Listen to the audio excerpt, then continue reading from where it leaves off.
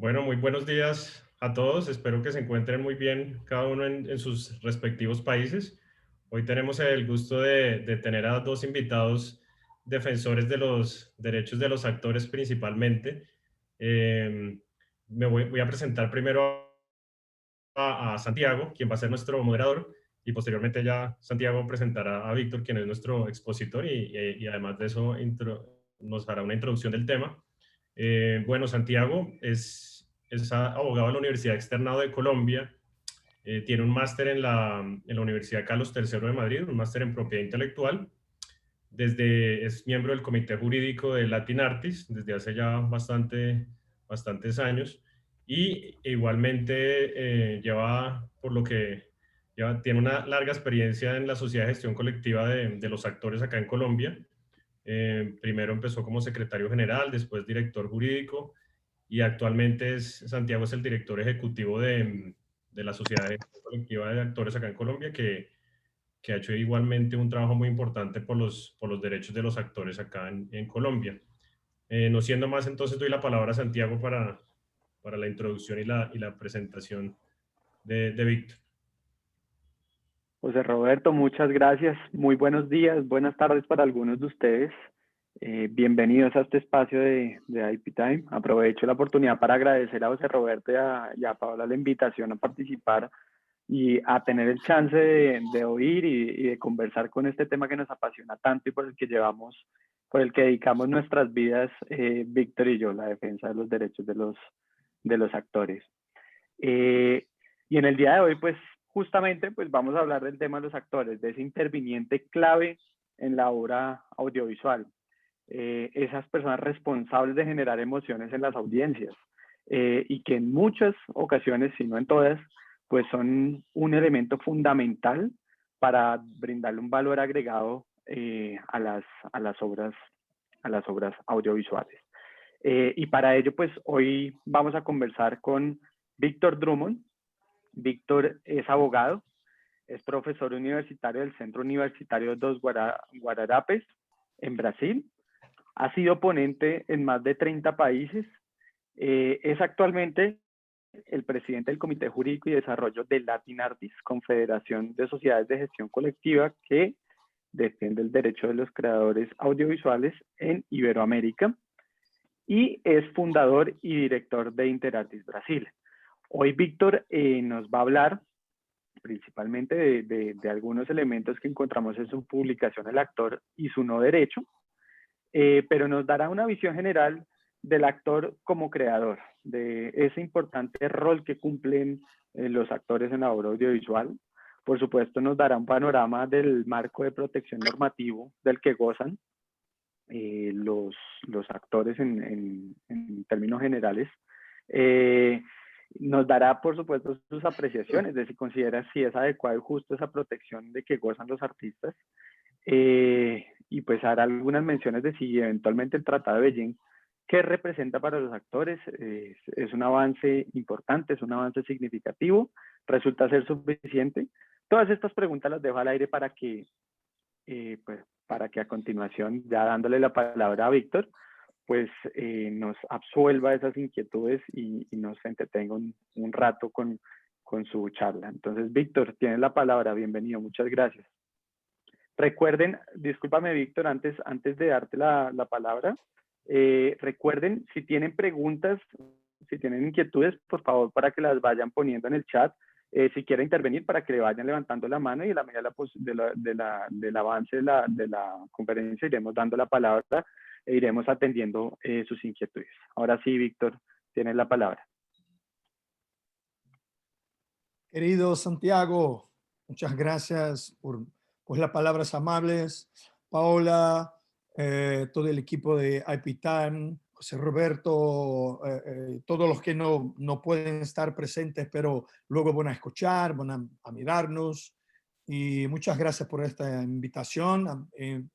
Yo comprendo que todo este movimiento de IP Time es un marco para nosotros en Latinoamérica de discusiones de alto nivel, con gente de mucha calidad en sus especialidades, en todo lo que dicen y los temas. Entonces es un honor para mí estar aquí como como ponente, como participante, es muy importante, es muy importante.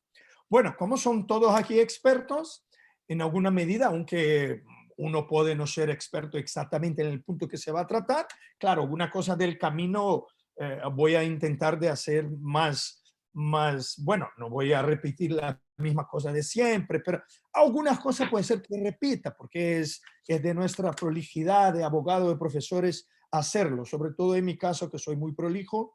Voy a poner mi cronómetro para 30 minutos, bueno, 25, vale, porque así ya tenemos un margen. Y con Santiago, como conoce mi trabajo, una vez que yo olvide alguna cosa, puede cobrarme luego de que hable de un tema. El tema podría ser muy sencillo aquí, podría ser sencillo porque se trata de una injusticia histórica desde siempre en derecho de autor, en los derechos autorales, como se dice aquí en Brasil, o en el sistema, digamos así. Y yo llamo derecho de autor ya para hacer la crítica semántica y epistemológica de excluir a los titulares de derecho, de los llamados derechos conexos de este proceso de creación. Entonces lo hablo con la conciencia de que puede ser criticado por hacer esta crítica. Porque la verdad es que el actor, la actriz, es que no me parece que hay duda que sea un creador. No es el tema específicamente de todo lo que quiero decir, pero eso surge y acaba por provocar toda un déficit filosófico y comprensivo de la figura del actor, de su trabajo, ¿no? Entonces, ¿cómo se podría resumir todo este drama de 500 años desde el punto de vista sistémico, ¿no? Ya que los privilegios están ahí presentes desde el siglo XV? Es muy fácil. Hay gente que no quiere admitir que los artistas, intérpretes, ahora en el sector audiovisual, deben recibir derecho a ser remunerado por eso. Hay gente que no cree, que dice que no es justo que sea así porque ya hay un pago, y esta indicación es falsa, es una premisa falsa, porque la verdad, cuando se contrata a un artista, se contrata para hacer el trabajo, pero luego la obra tiene una vida propia y esta vida propia se refiere también a los valores, al valor económico de la obra. Entonces, decir que no es justo porque ya está pagado es una premisa falsa, es una mentira, y se puede simplemente solucionar esta cuestión de una forma muy fácil, que aquellos que tienen que pagar los derechos admitan que los derechos son justos, negocien los derechos desde el punto de vista económico. Y ahí está. Ahí ya no tenemos conflicto, seguimos la vida, todos felices, con una pequeña distribución de los valores como debe ser. Pero no es así. Sabemos que no es así. Claro, dejo muy claro que eso no es una charla en contra de la industria, un revolucionario comunista en contra de la industria. No, no es nada de eso. Simplemente, cuando llegamos a la cuestión del déficit filosófico del derecho de autor y que se pone también en relación a los intérpretes, es muy claro. ¿Por qué los artistas que son intérpretes con su cuerpo, con su alma, con su imagen, no pueden ser remunerados de una forma como los que hacen lo mismo en el sector musical hacen desde tanto tiempo, desde hace tanto tiempo? Porque el mercado nunca ha permitido. Punto. Ya está. Esta es la razón. La razón no es filosófica, porque respuesta filosófica no hay. La pregunta que hago yo es una pregunta que es obviamente retórica. Nadie puede convencer a nadie de que no es justo que un artista en el audiovisual no pueda recibir, porque simplemente no hay una motivación ideológica filosófica y simplemente económica. Entonces, lo que ocurre es que ahora con el incremento, con el crecimiento de las plataformas de streaming, eso se pone otra vez más con mucho más fuerza, porque la discusión hoy, seamos muy sinceros, no es una televisión abierta, cable, alquiler alquiler de audiovisual, como teníamos las Blockbuster y esta tienda. O sea, la discusión, el streaming. Streaming ya no es más el futuro, streaming ya no es más un futuro a corto plazo, mediano, no, streaming ya nos ha invadido simplemente con el tema de la pandemia, nos ha invadido las casas. Hoy tenemos que tener muchas plataformas de streaming para cubrir el repertorio de lo que queremos asistir. Eso toda la gente ya sabe, entonces no hay duda. Y durante este periodo de pandemia que se mantiene, los artistas siguen teniendo su imagen, su trabajo, su labor, sus emociones utilizados para que podamos todos, que no somos artistas, tener una vida un poco más agradable, amable y saludable. Es decir, y mientras tanto no gana nada por eso. O sea, no es justo y la pandemia es la constatación evidente de que hay una injusticia histórica. Muy bien, perdóname por la entonación, por algo así que puede ser un poco agresivo, es que para repetir esas ideas en la cabeza de la gente que no cree porque hace este artificio retórico de no contestar económicamente un argumento económico y sí contestar del punto de vista filosófico, me parece que del punto de vista intelectual es un poco deshonesto. Es a mí lo que parece. Al tema de la filosofía, tratemos con la filosofía. A la economía, con la economía. Los que no quieren pagar dicen que son las razones, quieren decir que son filosóficas, pero son simplemente estructurales económicas. Punto, ya está. Entonces, si tratamos las cosas como tiene que ser, yo creo que todo es más fácil. Muy bien, vamos a pensar una cosa que todo aquí ya sabe. El derecho al autor va a surgir como pensamiento, como estructura, con el advento de la prensa en el entorno occidental, de los tipos muebles, etc.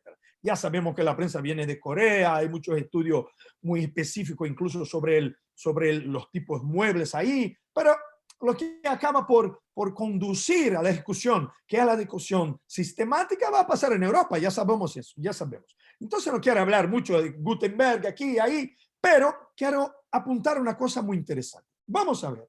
Y eso justifica por qué los artistas están excluidos del sistema de una forma filosófica. Y cuando digo aquí artista, claro, estoy utilizando la expresión que utilizamos para intérpretes del audiovisual, porque ya que en teatro hasta ahora no había esta conexión tan fortalecida de la posibilidad de multiplicación de acceso a obras, pero ahora ya sí, o sea, ya pone luz también para esta discusión del teatro, porque hay interpretaciones que son mixtas, ¿no? Mezcladas entre teatro y audiovisual. Muy bien, vamos a ver, 1450 más o menos viene la prensa, y ahí la discusión de los privilegios, etcétera, etcétera.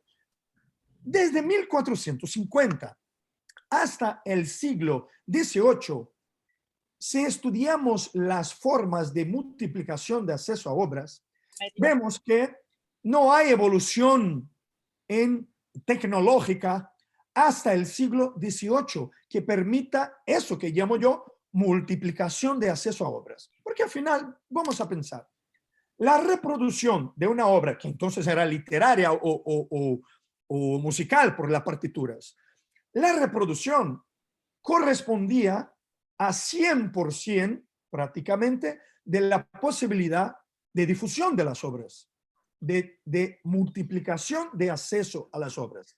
Hay toda una discusión de que había mucho analfabetismo, que luego que los centros de poder se han cambiado por la prensa. Bueno, la revolución, la reforma religiosa con Martín Lutero, que ha sido el primer bestseller de la historia, porque con la prensa ha escrito y ha sido en alemán y no en latín, y luego ha sido traducido para inglés, y con eso todo el entorno del mapa bestseller de Martín Lutero se ha transformado, bien o mal, en países que son protestantes. Pues vamos a ver ahí el mapa y vamos a ver si más o menos no es eso que ocurre ahí cuando en el siglo XVI las ideas de Lutero van a dominar parte del centro de Europa y Europa occidental en algún sentido. Entonces, la verdad es que la multiplicación de las ideas viene por un proceso único, que era la reproducción. O sea, el derecho al autor, como esencia, van a ser 100% con reproducción, pero no por la reproducción en sí misma, por el hecho de que la reproducción es multiplicación de acceso a obras. Y a lo largo de los años, la multiplicación de acceso a obras se va a cambiar.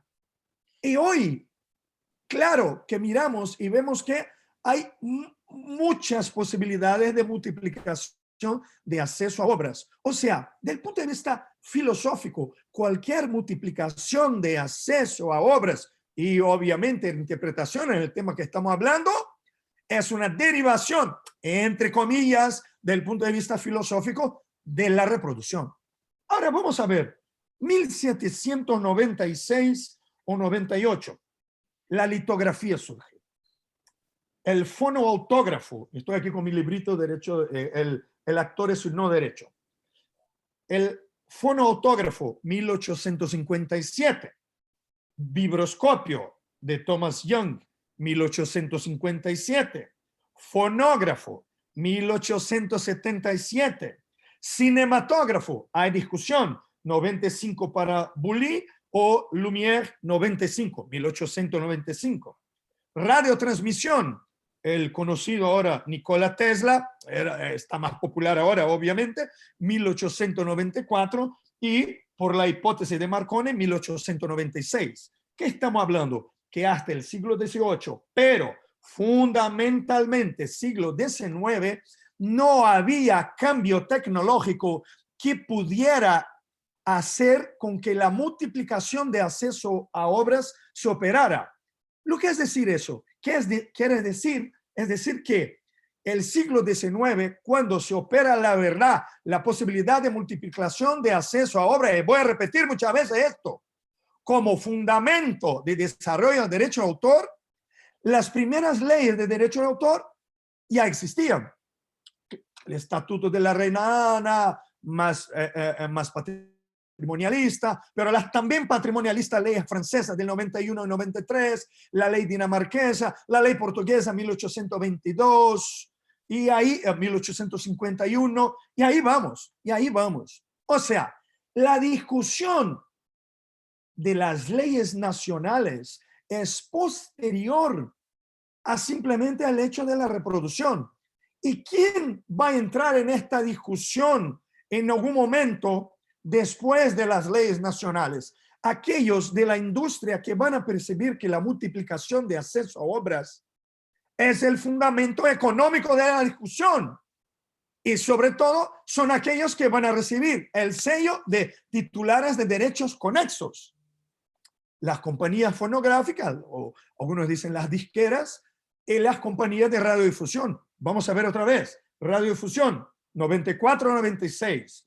Fonógrafo, 1877.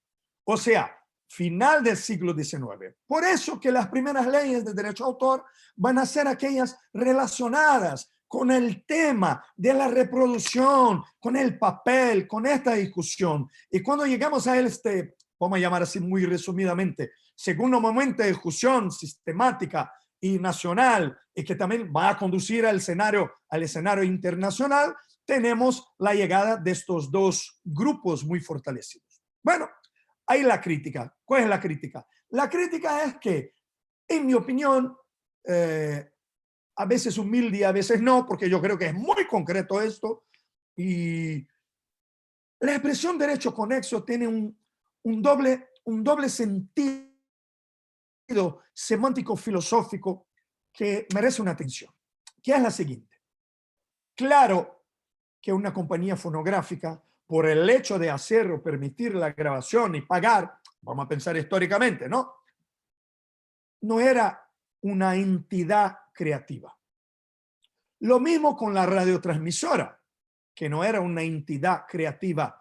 Bueno, si vamos a la esencia de lo que es la creatividad humana, llegamos a eso, pero del punto de vista de lo que el sistema quería tratar, no es lo mismo la interpretación musical, la interpretación de un artista en audiovisual, por ejemplo, y lo que hace una compañía fonográfica y una empresa de radiodifusión, con lo que no se podría siquiera llamar por el mismo nombre, porque uno que hace una inversión para que algo conduzca a un resultado, hace algo diferente de uno que está dando su labor, su imagen, su estudio, su vida, para hacer con que esta obra sea percibida por los otros. Filosóficamente, lo que hace un artista, y ahora hablo artista genéricamente, un creador en sentido más amplio, no se puede comparar con lo que hace una empresa cuando hace una inversión. Eso es muy obvio. Y aquí hay que apuntar que no es porque hay una superación ética o moral del creador. Simplemente es que es algo diferente, es distinto. Y al llamar derecho conexo, se excluye los intérpretes de los procesos creativos. Hay muchas razones para eso, sabemos. Y se incluye en un cuadro sistémico las empresas que acaban, sabemos, por dominar todo el sistema, que al final, desde antes, las tipografías, los editoriales dominaban el sistema, que era el sistema de multiplicación de acceso a obras, estaba basado en la repografía, y luego con las nuevas formas en aquel momento de multiplicación de acceso a obras, otros grupos económicos van a fundamentarse y el sistema cada vez más va a ser industrializado. ¿Y cuál es el problema? Y ahí vamos a hacer la conexión mirando aquí el tiempo, 10 minutos me basta. Para la parte inicial, Santiago.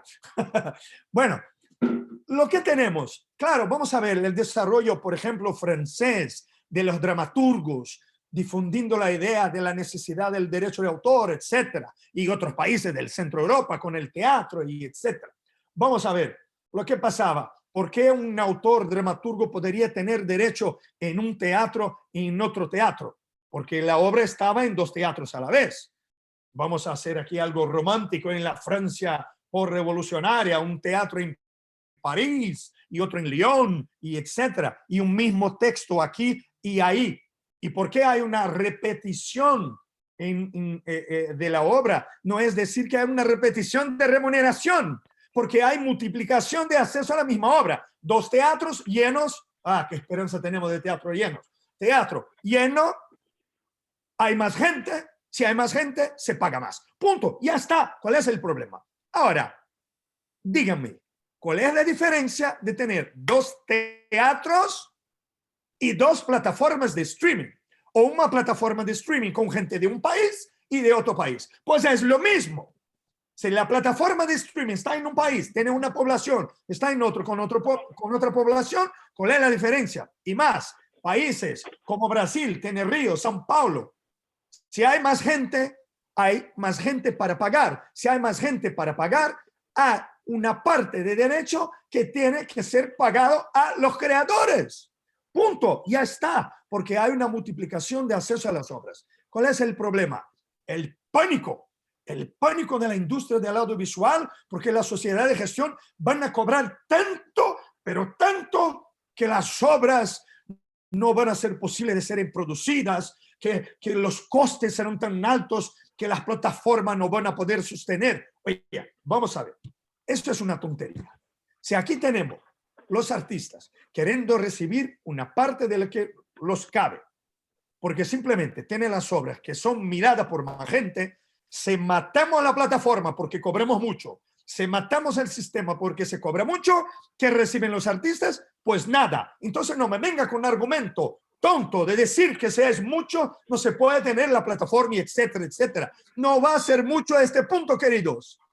No va a ser mucho a este punto, porque si no matamos la gallina de oro, que es la obra, que es el repertorio, pero la interpretación del artista no es la gallina de oro. Es su trabajo y no puede ser interpretado como la gallina de oro de todo el sistema. Es sencillo, simplemente se tiene que poner la mano en el bolsillo y pagar un poquito más. Bueno, si el sistema capitalista opresor es como es, pues que se disminuya un poquito las ganancias, los lucros, y es así, no hay nada más que eso, simplemente. Muy fácil, no me venga con argumentos filosóficos. Ahora, volviendo al siglo XIX que dejé ahí, de los dramaturgos que querían, claro, ser remunerados e hicieron un movimiento, porque si hay dos teatros con mi obra, yo quiero recibir de cada teatro. ¿Y por qué el actor no? O la actriz no. Pero muy fácil, ¿no? Porque el actor y la actriz estaban en un único teatro. Pero de ahí no es decir que no había creación en su trabajo. Y este es el problema. Por apuntarse desde siempre que no había creación en el trabajo, cuando el sistema tecnológicamente, cuando la industria invade el sistema con el desarrollo tecnológico, ya se entra disminuyendo el efecto la sustancia creativa del artista, diciendo, tú no creas, tú solamente interpretas, que es menos. No, yo creo, pero puede ser que la división de los valores sea diferente. Puede ser que lo que cabe a mí y lo que cabe al director y lo que cabe al guionista, en este momento dramaturgo, en aquel momento, puede ser que sea diferente. No hubo esta discusión de lo que cabe a uno o a otro y etcétera. Lo que hubo es, el actor está en un escenario, recibe porque está ahí y es justo, no puede recibir por otro que está en Lyon y no en París, o en Río de Janeiro y São Paulo. No puede ser así, es lógico, estamos de acuerdo, pero cuando entra el audiovisual, la lógica es la misma. Y la pregunta ¿es justo que la lógica sea la misma? ¿Es justo? La plataforma de streaming es un sitio único. Claro que no. Es una multiplicación de acceso a obras. Todos los derechos que desarrollan, que permiten la explotación de una obra y que sean multiplicación de acceso a obras, tienen que permitir el pago a todos de la cadena productiva, sobre todo a los creadores. Pues obvio que el sistema, cuando no permite eso, está injusto, equivocado y desequilibrado. Punto. Ahora, para terminar esta primera parte y así, de modo espantoso, obedecer. Un artista hace el papel, y eso es un ejemplo de un actor aquí de Brasil llamado Antônio Fagundes, que hablamos mucho, él es muy conocido aquí por su trabajo y es una de las personas que ha sido interlocutora a mí aquí, como Gloria Pires, que es nuestra presidenta. Y porque, claro, es muy importante que hablemos nosotros uno para los otros, pero mucho más importante que eso es que hablemos a los creadores y que ellos nos comprendan, ¿no? Pero ¿cómo hacer eso en una sociedad como Interarte Brasil o actores si somos monotemáticos? Como decía yo antes de empezar, a Paola, a José, Luis y a Santiago, ¿cómo convencer a los artistas que tienen su vida interpretando docenas de papeles y que quieren variar los personajes, las personalidades? ¿Cómo vamos a llamar la atención para hablar siempre de un mismo tema? Aburrido, monotemáticos somos, hablando siempre de lo mismo. Nadie soporta, nadie aguanta. Yo no aguanto a mí mismo hablando la misma cosa. 20 años. Y aquí tenemos compañeros como Santiago. Santiago, yo estoy de acuerdo, Santiago. Cuando hable yo, si tú ponga ahí el botoncito para no escucharme, estoy de acuerdo contigo. Yo acepto muy feliz esto, porque ya no me aguantas más, obviamente. Pero tenemos que repetir la misma cosa porque la gente está utilizando los mismos argumentos que son deshonestos intelectualmente. El ejemplo de Antônio Fagundes. Imagínate, un actor hace un trabajo, corporifica, no sé cómo sería mejor en español. Bueno, personifica un personaje que tiene problemas al caminar. Bueno, como yo un poco, ¿no? Pero que viene con la pierna así, no sé cómo se llama eso, si hay un modo bonito de decir eso, que tiene una pierna más larga que la otra. Bueno, y es el protagonista de la telenovela brasileña. Bueno, que ahí saben que se graba muchas y muchas horas por día, y más de lo que se debería, pero es otro tema, no vamos a meternos ahí. Claro, después de 10 meses, interpretando a este personaje, el actor va al doctor, va al médico y dice, doctor, va al ortopedista. Doctor, tengo aquí una cosa en la pierna, y el doctor dice, bueno, tienes ahí un problema, tendrás que hacer un tratamiento y porque este modo de caminar tanto tiempo te ha perjudicado. Y él dice, pero no, claro que no, porque no soy yo que camino así, doctor. Es el personaje, es solo mi personaje. O sea, no tengo problema. Eso no existe, eso no existe. O sea, si un artista tiene que poner su cuerpo, su espíritu, en cualquier sentido que se interprete espíritu, su alma, su carita, su entorno psicológico y a veces psicanalítico. Ya vamos directamente al tratamiento, porque eso es muy duro. Si alguien me dice que una persona que se entrega a transformarse en otra persona para convencernos de que es otra persona y creemos, porque cuando estamos delante de uno en el teatro o en el cine o en una televisión, lo creemos. Se fue el tiempo. Lo creemos. Y si lo creemos, es porque por lo menos efémeramente es verdad. Y si es verdad, no hay discusión que es una creación. O sea, no me moleste más con esto.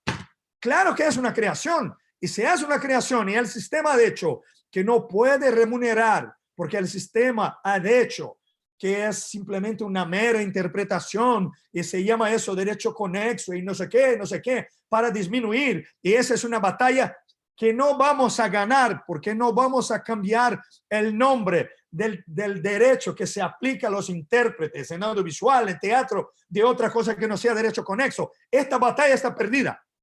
Ya sabemos. Pero si esta batalla está perdida, por lo menos que luchemos por, primero, anunciar a todos que se ha perdido esta batalla. Y se ha perdido porque los artistas en su momento no han podido tener la misma fuerza del poderío económico de la industria. Segundo, los artistas no pueden, y aquí utilizo artista para hablar de la categoría del no derecho. El artista, si eso ha pasado en su vida, tiene por lo menos que decir esto que estamos diciendo para toda la gente, mirarse delante del espejo y decir, yo soy un creador, yo soy un creador, yo soy un creador. Y por lo menos que me paguen los derechos por lo que hago yo para que la gente crea que yo soy más que un creador, un personaje. Eso es lo mínimo. Aceptamos que el sistema universal no se cambie y que llamemos ahí a eso, esta mala expresión, derecho de intérprete sería un poco mejor que derecho conexo, vamos a llamar derecho de intérprete, porque también hay una programación neurolingüística en todo, ¿no? Hay una programación neurolingüística de llamar siempre desde el punto de vista del dominador, ¿o no? ¿O no tenemos eso en el derecho de autor? Tenemos el derecho de paternidad y eso no es patriarcado. El derecho a paternidad no es una interferencia o no surge en un sistema que piensa que el padre de la obra es lo que vale. Ya sabemos, no vamos por este camino porque ahí no terminamos. Pero para de verdad terminar esta primera parte, la verdad es, aceptamos entonces que se llame ahí con este derecho que a la vez excluye los intérpretes de la creación. Con tanto que se pague cuanto más se utilice la obra por la interpretación, que nadie tiene duda que es un labor que pone el artista con todo lo que tiene para dar. Y más, no me vengan con el argumento falacioso de que quien tiene la inseguridad de la inversión es la industria, porque el artista tiene la más grande inseguridad. ¿Que sabe cuál es? Que es dar su vida para algo que va a ser una profesión de fe, para emocionar a toda la gente con el riesgo de no ser visto, no ser mirado, no ser posible que su propio trabajo emocione a las personas. Entonces, si hay un riesgo económico de la industria, hay un riesgo de alguien desperdiciar su propia vida y sus emociones y no llegar a nadie, porque el propio sistema no ha permitido su sobrevivencia como artista. Y eso, amigos, es lo más duro. Lo más duro es ver a miles de artistas y constatar eso en una pandemia como esta, con hambre, porque el sistema es así. y no permite una remuneración mínima a que la gente tenga para comer. Es lo que me Víctor, cabe decir en este momento y ya termino, Santi, perdona. no, discúlpame, es que justamente quería como involucrar la pregunta. Tú ya nos has dado líneas del pensamiento, ¿no? Pero Agustina nos plantea que coincide contigo. Y en ese sentido, plantea la siguiente pregunta. ¿Crees que podría considerarse que lo que hacen los actores es una obra derivada de la obra original susceptible de derechos independientes? No sé si una cosa es, claro, socialmente si se puede considerar y normativamente cómo lo vamos a tratar, que de pronto eso es lo que tú nos has venido diciendo como por la charla, pero cuéntanos, digamos, qué le podríamos o qué le contestarías a Agustina frente a este planteamiento. Agustina, querida, qué buena pregunta, y de las que me gustan, que son aquellas preguntas que son críticas y no esta tontería de los derechos patrimoniales son aquellos que están vinculados a la bla, bla, bla, y los morales, no sé qué. No, vamos a tratar de los fundamentos. Se podría discutir eso, que lo que hace el creador es una obra derivada. Pues te digo, en el fundamento, allá, yo creo que sí, pero no se ha podido hacer. Entonces, hoy el sistema no nos permite más que esta discusión sea una discusión que pueda ser efectiva en términos de empíricamente traer resultados, lo que no impide que se discuta, lo que no impide. Bueno, hay soluciones pragmáticas y ahí me aprovecho para también decir eso.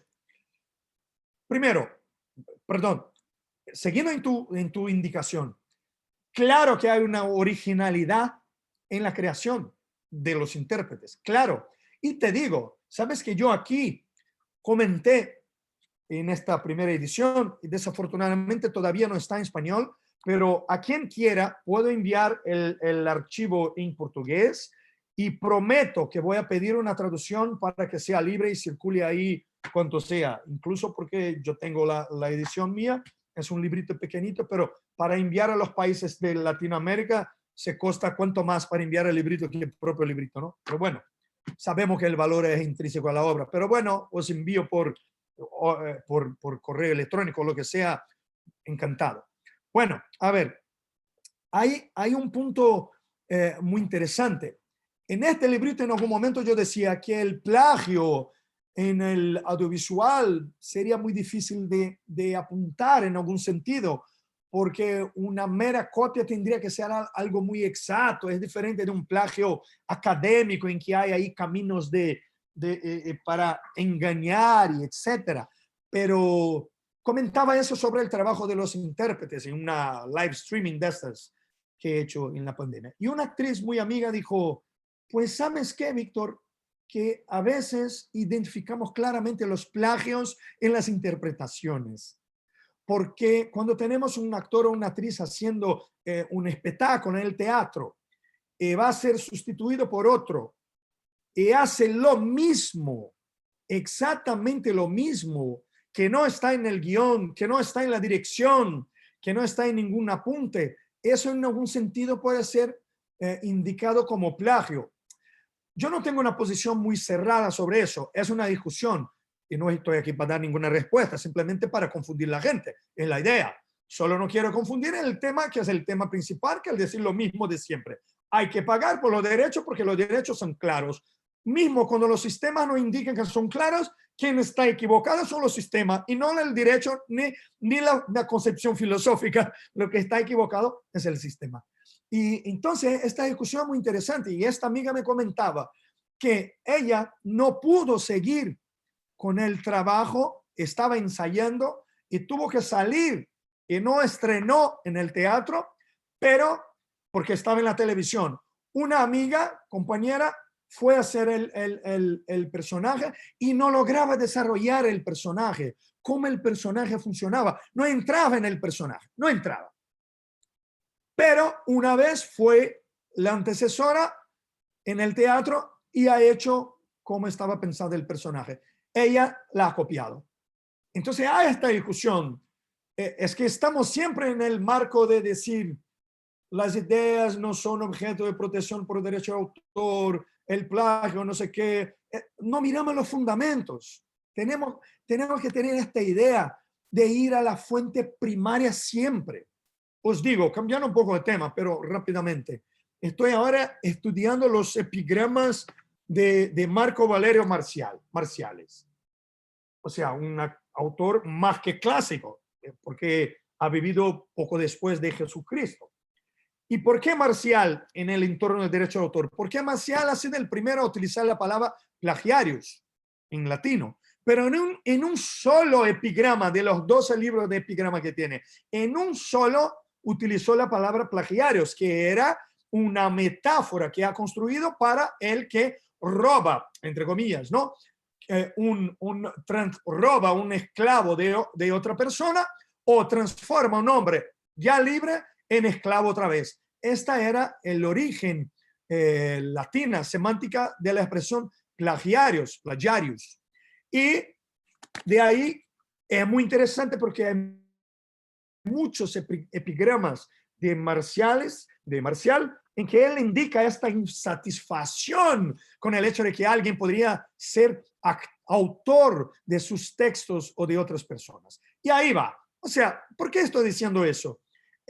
Porque yo creo que tenemos que ir a la fuente, que son siempre la fuente primaria, y no repetir siempre lo mismo que están en los libros, que son los que hacen la cita cuaternaria, terciaria, secundaria.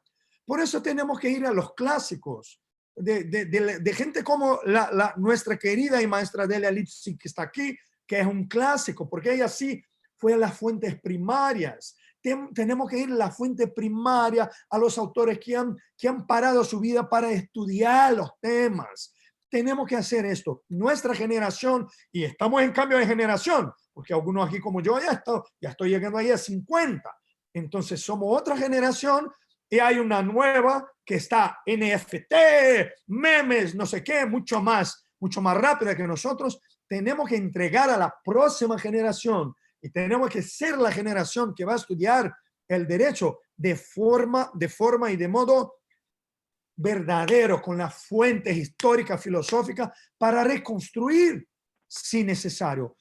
Todos mis estudios, Agustina, todos, 100%, son críticos en el sentido de apuntar lo que yo creo que puede ser equívocos sistémicos. Y cuanto más estudio de derecho de autor, más veo que el sistema no atende a quien da nombre, por lo menos en el sistema nuestro romano-germánico, pero al de common law o copyright, por lo menos han sido semánticamente más honestos. Derecho de copia, es lo que queremos aquí. Bueno, de ahí tenemos un mundo de discusiones y no quiero entrar más profundamente en eso por razones obvias, porque no nos dará tiempo, pero la verdad es que yo creo que tenemos que tener esta profundidad de estudio. Yo creo que hoy tenemos mucha gente estudiando propiedad intelectual y derecho de autor, pero yo creo que nos falta ainda a nuestra generación ser profundo, estudiar las cosas en la fuente primaria, es decir, yo no estoy de acuerdo con eso por tal. Por suerte, Agustina, y ahí termino, por suerte, mi vida profesional y mi misión como dirigente de actores, de sociedad de actores, es exactamente lo que pienso como profesor y como abogado. Es exactamente lo que pienso y es un empirismo, una actitud personal y profesional que sigue estas líneas de pensamiento. Perdona, me extendí. Un poco como siempre, pero yo creo que nos ilustra bastante, pero nos gustaría, no sé, Agustina, si tú quieres hacer alguna apreciación adicional a esta discusión. Bueno, buenas tardes, muy interesante, Víctor, muchas gracias por el desarrollo, me pareció clarísimo, tal cual como decía Santiago, y se me ocurre una duda adicional. Justamente en esta línea que mencionabas de que el intérprete finalmente podría llegar a considerarse, por lo menos en la discusión que estamos teniendo como autor original de una obra derivada, ¿crees que esa obra derivada, este personaje que finalmente cobra vida, podría salirse de la obra audiovisual y tener una vida independiente de la obra original? ¿Cómo funcionaría eso? No sé si me explico correctamente. Se explica correctamente y cirúrgicamente. Sí, y me parece que es una discusión que existe muchas veces sobre la creación de los personajes, sea del guionista, sea del intérprete y etcétera. Yo creo que está muy de acuerdo con lo que vemos ahora. Y de ahí toda esta, por ejemplo, en audiovisual, estas discusiones de un personaje que puede conducir a un spin-off y toda no, ¿cómo se llama? Spin-off no. Que sale de una obra y se transforma en una otra obra. Me falla ahora la memoria. Y entonces yo creo que sí, claro, hay una discusión muy grande y yo creo que también es actual. Y cuanto más posibilidad de explotaciones de las creaciones, interpretaciones, más discusión va a haber. Pero la gente decir que el derecho al autor está muerto porque tiene la tecnología que está ahí, es una tontería. El derecho al autor solo existe porque hay tecnología, porque hay multiplicación de acceso a obras. Y que no va a ser perfecto, ya sabemos, ¿no? Ahora, estos días hemos creado un perfil en Instagram, que será también en español, que en portugués es ¿Quién dice que puede? ¿Quién ha dicho que puede? Es una cosa con unos alumnos que tengo, porque la gente siempre piensa que como está algo en internet o en la red social, se puede utilizar. Entonces la discusión es, ¿quién ha dicho que puede? Pero la discusión es, vamos a ver si puede y si no puede y por qué y si está correcto. Porque yo he hecho un curso de derecho de autor crítico este semestre y voy a hacer en español en el próximo semestre. Ya hago aquí la publicidad para los que quieran. Va a ser claro con muchos países y la idea es en 10 clases tratar de temas criticándolos y frontalmente, sin miedo ni nada, ¿no? Frontalmente. Bueno, hay otra cosa que yo quería agregar, Santi, que yo... Víctor, sí, justamente, yo quería hacer una mención acá, digamos, frente a esta discusión que me parece que es supremamente valiosa, y es que, claro, tendremos que trascender, mover el mundo real para luego ver el esquema que tenemos normativo, a ver si se nos acomoda o no y que eventualmente qué ajustes hay que hacer. Yo me quedé pensando porque hace unos años en Colombia, a raíz de un proyecto de ley que iban a mover los actores en ese momento, se dieron unas discusiones en el Congreso de la República y los actores hicieron un ejercicio muy interesante de cara a los congresistas, en las que algunos actores interpretaron papeles importantes de obras audiovisuales, pero que no era el mismo intérprete que había hecho ese papel. Y créanme que el resultado es que definitivamente la gente no asociaba esa interpretación que estaban haciendo frente a los congresistas con la obra que está vinculada. Con lo cual a mí sí me lleva al dilema que estás planteando. Bueno, puede ser una obra derivada. Pareciera que la interpretación está vinculada a la misma creación y es raro hablar de esa obra derivada porque en algunos casos se asocia, pero no en todos. Con lo cual, yo pues, sería más de pensar que hacen parte de esa misma creación. Ahora, ¿cómo lo resolvemos jurídicamente? Pues ahí está, digamos, el reto y la discusión. Y en ese sentido, yo sí creo y coincido con Víctor que hay que llamar al pragmatismo, sobre todo por lo que han vivido los actores en el transcurso de los años, que han sido titulares de derechos patrimoniales, pero que por mucho tiempo han sido desprovistos de ese contenido económico. Y acá le quiero aprovechar para preguntarle a Víctor, justamente porque pone presente estos tiempos cambiantes, ¿cuál cree que con estos retos del streaming y demás, cómo cree que puede existir un mecanismo idóneo para remunerar a los actores? ¿Cuál es el mecanismo que tú consideras, Víctor, que es idóneo para participar a los actores de ese contenido económico? Contestas y luego le doy la palabra a la profesora Lipsil. Vale. Bueno, a ver, a mí me parece muy claro y coincido con toda mi investigación, con todos mis estudios, con algo que ya existiera desde la década de 90 en Europa, mediados de 90, la idea del derecho de remuneración pragmáticamente como algo que puede, claro, permitir el pago proporcional al uso de la obra. Me parece muy evidente. Aquí no es un ataque al derecho exclusivo, aquí es una percepción de que el derecho de remuneración en términos de audiovisual es una salida y muy pragmática por una razón muy evidente. en todos los años de la industria audiovisual, y luego cuando viene la industria también en televisión, en la década de 50, el siglo pasado, en Brasil, Argentina, todos los países, Colombia, etcétera, etcétera, todo. Este desarrollo, claro, que ha indicado una imposibilidad de negociación y comprensión del derecho por parte del artista, que es lo más débil en esta relación. Está muy claro que es débil. Lo que sorprende es que sea débil hasta hoy y va a seguir siendo débil. Y ahora, la debilidad del intérprete en el sector audiovisual es suplantada por una fuerza de aquellos que ahora utilizan de la plataforma para crear productos.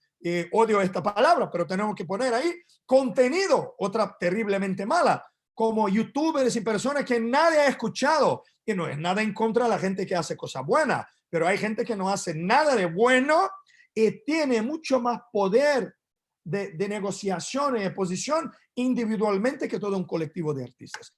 A mí me parece muy claro, si no fuera ya, si ya no existiera la discusión de derecho a remuneración con la llegada del streaming, sería obvio.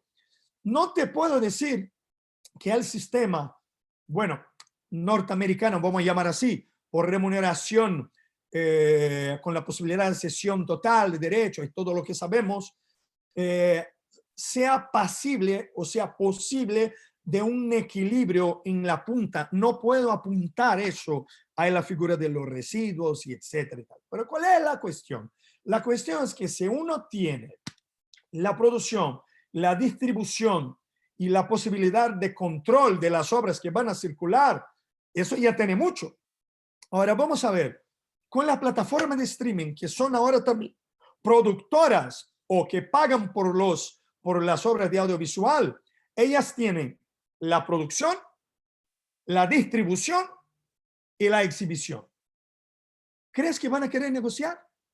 ¿Crees que los contratos van a ser justos? Si son estos tres pilares de la industria. Claro que no. Entonces es muy evidente, es muy claro que el derecho de remuneración, o sea, el pago proporcional por la multiplicación de acceso a obras, es la gran posibilidad, por lo menos en países en que la ley ya indica eso, porque eso es una tendencia mundial, en que la ley no es tan clara, pero debería ser así interpretada por todo el mercado, como es el caso de algunos países, y cuando no hay ninguna posibilidad, también se debería cambiar la ley para que eso pudiera ser una posibilidad, por lo menos en países del sistema original romano-germánico, y esa es una idea que no es mía, obviamente, toda la gente ya sabe.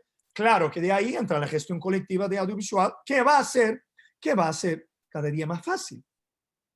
Os digo, para quien no sabe, las plataformas, algunas ya tienen en la escena el artista que participa indicado.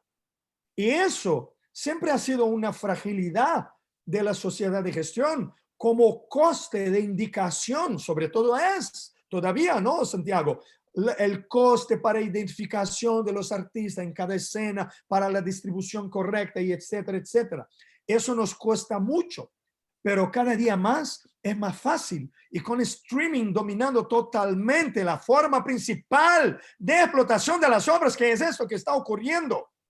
Porque las plataformas de streaming van a ser la principal explotación. El cambio de la ventana comercial ya está ocurriendo en muchos países. Aquí, por ejemplo, la Globo,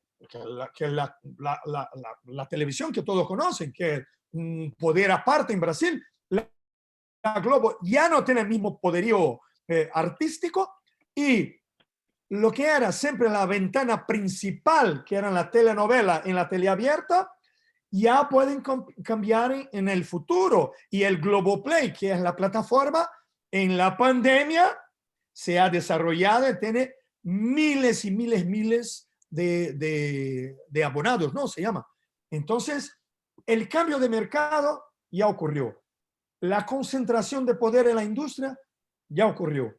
El sistema sigue sin saber para dónde ir. Pero si la mayor parte de los abogados y profesionales estuvieran al lado de la industria, no tenemos equilibrio. Entonces, además de todas esas ideas, queridos, os quiero al lado de la trinchera de los creadores. Por favor. Pues claro, vamos a trabajar como abogados. Los abogados de las empresas y de la industria no son enemigos, no es nada de eso. Pero por favor, si tiene duda, pues venga para nuestro lado también para trabajar un poquito con algo que sea justo, que sea lindo. Y el derecho de remuneración, por ahora, es la solución que me parece más adecuada para nuestros países de aquí. Así es, Víctor. Bueno, le doy la palabra a la profesora Lipsy, que estaba levantando la mano. Pues qué No lindo. sé si tiene activado el micrófono, profesora, o... A ver. Hola, buen día. Muchas gracias. Muchas gracias por Santiago. Felicitaciones a Víctor por su entusiasmo, por su claridad y por su amor al derecho de autor y los derechos conexos. A ver un segundito porque lo tengo en dos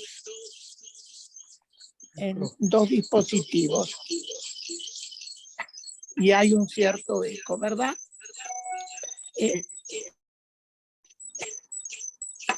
Un segundito.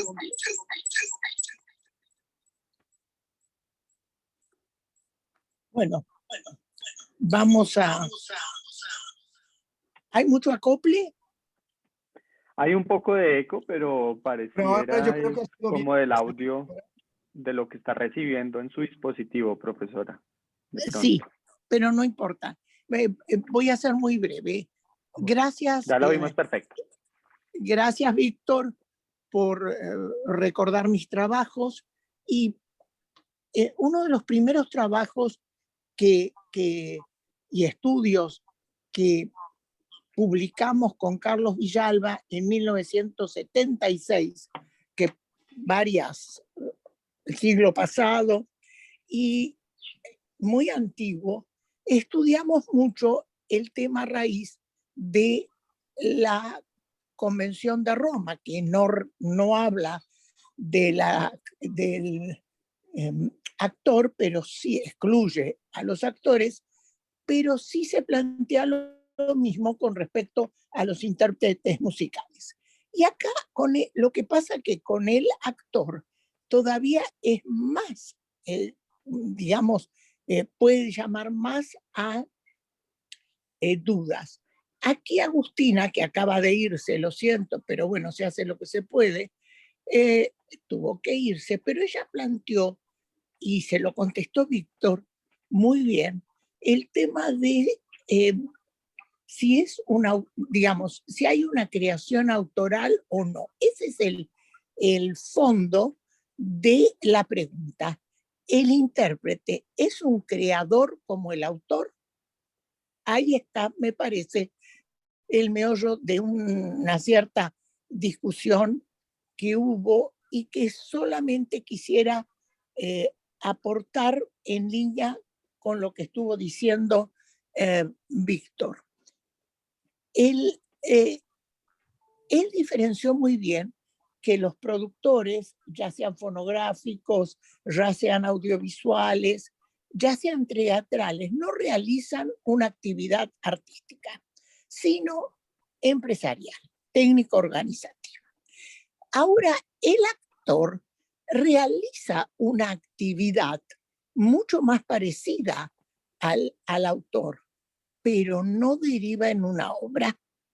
No es un derecho a autor, porque si no, ¿por qué nosotros en la tradición romano-germánica, como la denominó Víctor, hablamos de derechos de autor y derechos afines? Porque son derechos diferentes, porque no deriva en una obra, sino en una actividad artística. Si lo quieren llamar creación, no hay problema. Yo no trato de no hablar de creación justamente para que no se, digamos, confunda. Pero la verdad es que tienen en común que realizan una actividad artística. En un caso, el resultado es una obra. En otro caso, en el del actor, es darle vida a los personajes creados por el autor y que no se llegarían al público sin el intérprete. Esto pasa en las obras musicales y muy fuertemente en las obras audiovisuales. En la obra audiovisual, la presencia del actor es fuertísima y entonces a veces se habla de, voy a ver una película de John Wayne o de las antiguas, o hoy en día de Brad Pitt, pero porque es la figura dominante, no por una razón jurídica. Entonces, si uno simplemente toma en cuenta esta frase, puede o no estar de acuerdo, pero bueno, para eso, como dice Víctor, se puede discutir. Pero si toma en cuenta que la actividad del artista, del actor, no concluye en una obra y la actividad del autor sí, ahí puede marcarse una diferencia más nítida. Y bueno, no, como estamos muy sobre la hora, les agradezco y nada más. Gracias, profesora. Víctor, no sé si quieres profundizar algo y Sí, con eso pongo pues unos comentarios. Primero agradeciendo a la presencia de la profesora Delia, que además de ser maestra de todos nosotros aquí, tiene siempre presencia y está siempre escuchando a lo que estamos hablando. Eso es más que todo, Delia. Te envío un beso desde Río y te digo que eso es algo que es un ejemplo impresionante. Siempre escuchar, siempre hacer indicaciones precisas y muy colaborativas. Eso es encantador y por eso eres una maestra en tan gran magnitud para nosotros. Yo creo que prácticamente en el tema casi coincidimos, ¿no? Al final es esto. Estamos a milímetros filosóficos, diría yo. A milímetros filosóficos. Estamos de acuerdo que hay una creación. Estamos de acuerdo que es muchas veces genéricamente un fundamento de mercado, porque es lo que conduce a mucha gente que en el audiovisual va a mirar una película o una producción. O sea, en los bordes estamos totalmente de acuerdo. Y por un pelín filosófico, ¿por qué digo yo esto? Porque yo sí tengo una tendencia a creer que hay una creación, pero también estoy de acuerdo que la creación es diferente de la creación del autor. Con esto también coincido, pero particularmente en relación al actor y actriz, me parece que tenemos algo un poquito más del espíritu más que colaborador. Entonces yo creo que estamos ahí casi coincidiendo por milímetros filosóficos. Y por eso te agradezco públicamente que comente, porque nunca habíamos hablado los dos sobre la exposición en concreta, así en vivo y discutir y saber su opinión, que es muy valiosa para mí y te agradezco también por eso. Bueno, Víctor, muchas gracias. Desafortunadamente se nos acabó el tiempo. Muchísimas gracias de verdad a IP Time por habernos dado esta oportunidad de participar. Y pues le doy la palabra a José Roberto para que haga el cierre. Eso sí es injusto, que se termine el tiempo. Bueno, Víctor, Santiago, mil gracias por aceptar esta invitación. La verdad que muy interesante tu exposición, Víctor, y pues la moderación. Gracias también, Santiago.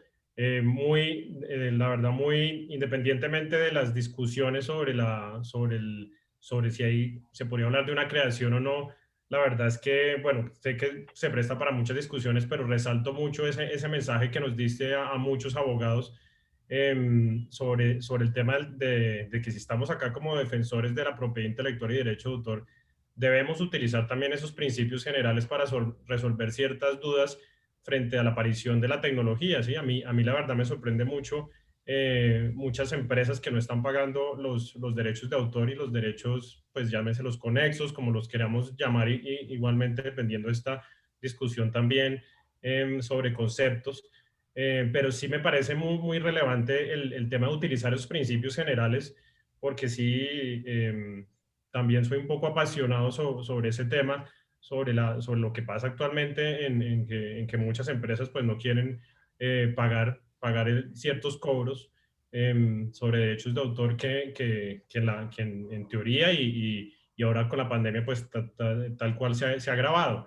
Se ha agravado, entonces me parece muy importante pues también ese llamado que haces. Y nuevamente, pues muchas gracias. Normalmente es 1 hora máximo el tiempo que tenemos acá en IP Time, pero pues creo que tienes un poco más de comentarios. Creo que lo podríamos extender máximo unos 5 minutos más máximo, yo creo que para cumplir un poco el cronograma. No, yo quería solo apuntar una cosa que han preguntado aquí sobre el curso. Entonces, el momento publicidad, ¿no? Os pido que me pueden seguir en Instagram, que yo tengo ahí y tendré las informaciones. Estoy poniendo aquí, es Víctor Drummond, escritor, porque ahora salí del armario como escritor y es muy lindo eso. Y también el propio sitio que acabo de hacer, y estará en portugués y en español luego, porque, bueno, porque sí. Y claro, chicos, cuando termine la cola de gente tan buena para hablar aquí en IP Time, que hay mucha gente todavía para hablar, cuando termine y llegue mi vez otra vez, pues invítame para otros temas. Y voy a hablar con el mismo entusiasmo. Y agradezco mucho a todas, a Santiago, a Paula, a José Roberto. Veo aquí a Rafael Pérez Miranda, gran amigo, Marta Jiménez. ¿Qué decirle, profesora Delia, con este cariño al nos hablar? Veo aquí también a Claudia Viascán. Veo un montón de gente aquí amiga y que compartimos ideas. Bueno, posibilidad de tener ideas, ¿no? No que sean las mismas ideas. Y bueno, nada más, que me invite más, estaremos ahí para hacer ruido. Bueno, muchas gracias, Vamos al Víctor. curso crítico. Mil gracias, Víctor. Ahí tomamos nota de tus redes también. Igualmente invitados a los que de pronto no nos siguen, también tenemos redes en Twitter, en Instagram, en LinkedIn, en Facebook, en todos lados también estamos por ahí. Entonces también invitadísimos, con IP Time las encuentran, y invitadísimos a seguirlos, y ya en nuestras redes estaremos transmitiendo las futuras invitaciones para el próximo, que posiblemente los siguientes que se vengan van a ser sobre la discusión sobre la liberación de las vacunas sobre el COVID. Entonces, de las patentes de las vacunas del COVID. Entonces, esa es una próxima que se las dejamos ahí en el tintero para que sigan motivados ya. Pero la idea precisamente, como me gustó mucho hoy, precisamente es generar pues este debate, y entonces igualmente invitados a proponernos también temas que se presten para estas discusiones. Entonces, con esto cerraría, y hasta la próxima. Que tengan muy feliz tarde y feliz almuerzo para los que todavía están por acá sin almorzar. Saludos, Víctor, Delia, Saludos, buen fin de semana. Marta. Bien, feliz fin de semana. Muchas gracias por escuchar. Muchas gracias.